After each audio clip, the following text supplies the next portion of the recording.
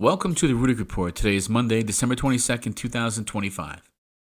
There's a silent storm beneath the global markets right now, and they just got louder. The macro conversation isn't just heating up, it's shifting dramatically. And now that Japan has officially cut rates by 25 basis points, and while that may sound modest, the ripple effects could be anything but. We already may be in that danger zone. And this isn't about a distant possibility, because the conditions for a liquidity shock were already forming. But now, with Japan easing policy, the dynamics of a global capital flows are entering a new phase, and the consequences could be profound. So why does a 25 basis point matter so much? At first glance, a quarter point seems minor. Markets shrug at small adjustments all the time.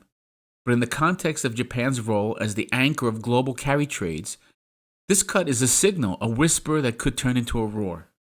For decades, Japan's ultra-low rates fueled one of the largest leverage engines in financial history. Investors borrowed yen at near zero cost and deployed that capital into higher-yielding assets worldwide. They jumped into stocks, bonds, real estate, and even crypto. Trillions flowed through this mechanism, quietly supporting asset prices across the globe. The risk was always clear. If rates rise, the carry trade unwinds violently. But here's the twist. A rate cut doesn't eliminate risk, it just shifts it. Lower rates can reignite leverage, but they also underscore Japan's desperation to stabilize growth amid global fragility. That desperation sends a message. The old playbook just isn't working. Japan's move intersects with a world already under strain. Ballooning debt, aging demographics, and central banks boxed in by policy limits. So a 25 basis point cut might buy time, but it also amplifies structural imbalances. There's currency volatility where yen's weakness could accelerate, forcing global FX hedging and creating stress for dollar-based funding. You have the liquidity distortions where cheap yen may fuel risk on trades temporarily, but it also deepens systemic fragility. And it signals in effect that if Japan is cutting while others hold or hike, it heightens divergence, and divergence breeds volatility. This isn't a clean solution. It's a temporary patch on a leaking system. So where does XRP fit in this picture? Well, when liquidity fractures, or even when it bends, the system hunts for efficiency.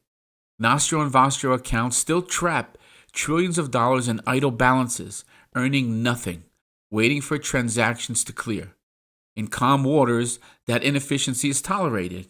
In a storm, however, it's deadly. So XRP doesn't replace the dollar, it just reinvents its movement. Instead of pre-funding accounts worldwide, XRP bridges value at the moment of settlement.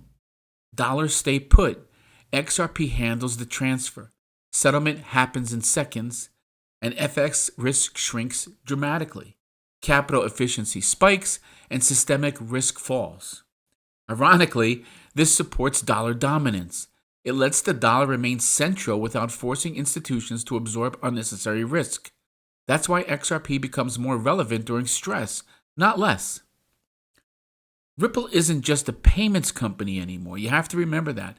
It's morphing into a full-stack liquidity and settlement provider for institutions. We have Hidden Road, which adds prime brokerage capabilities. We have Ripple Prime, which consolidates treasury, custody, and execution. And of course, the native stablecoin, which introduces on-chain dollar representation. Combine all that with XRP's liquidity, and you have infrastructure, not speculation. Institutions care about balance sheet efficiency, and even a modest yield on trillions of dollars of idle dollars changes everything.